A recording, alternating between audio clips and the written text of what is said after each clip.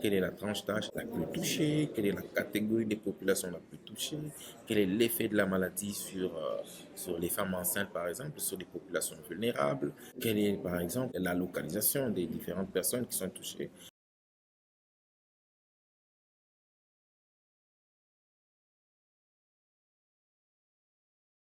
Nous sommes en pleine épidémie d'Ebola, la maladie à virus Ebola, la 17e épidémie en RDC qui sévit actuellement dans les provinces de Ituri, Nord Kivu et Sud Kivu.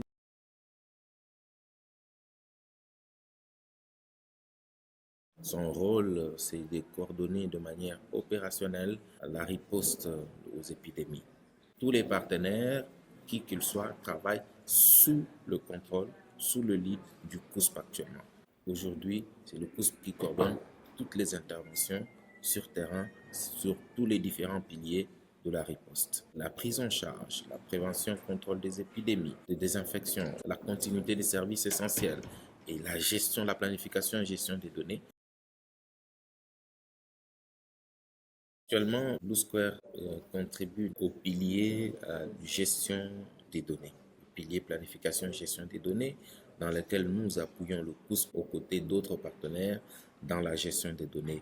Et concrètement, ce que nous faisons, c'est que déjà, nous avons accès aux listes linéaires, aux données qui sont collectées à travers le DHS Tracker, et ces données ont été intégrées à travers OpenExa pour produire le tableau de bord, et non seulement le tableau de bord, mais aussi produire des sites web qui sont automatisés. Au-delà de ça, nous travaillons aussi sur terrain en appui, n'est-ce pas, au pouce pour toujours, pour renforcer les capacités des prestataires cliniques et des prestataires communautaires, notamment dans le remplissage du DHSE Tracker.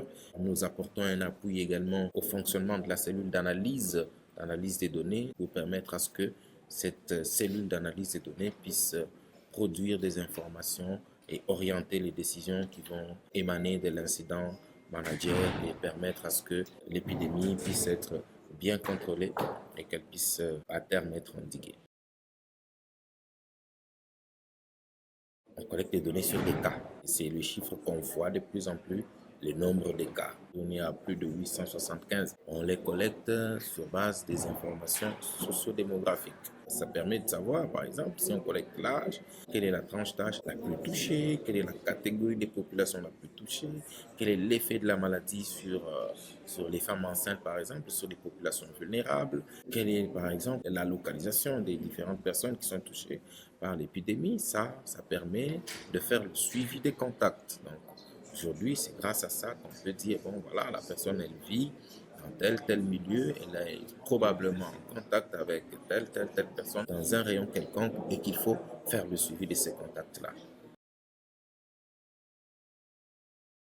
Blue Square, c'est un partenaire de longue date du ministère de la Santé de la RDC. C'est depuis 2018 que Blue Square intervient en RDC et appuie le ministère de la Santé à travers les différents programmes et directions dans la mise en place des outils digitaux d'aide à la décision selon les différentes thématiques. Et nous appuyons le COUSP dans le développement d'une plateforme d'intelligence. Cette plateforme permet d'intégrer les données des différentes sources, les intégrer, les analyser et ainsi sortir des produits, des données, des produits d'analyse qui permettent d'orienter les décisions en santé publique, notamment en matière de lutte contre les épidémies.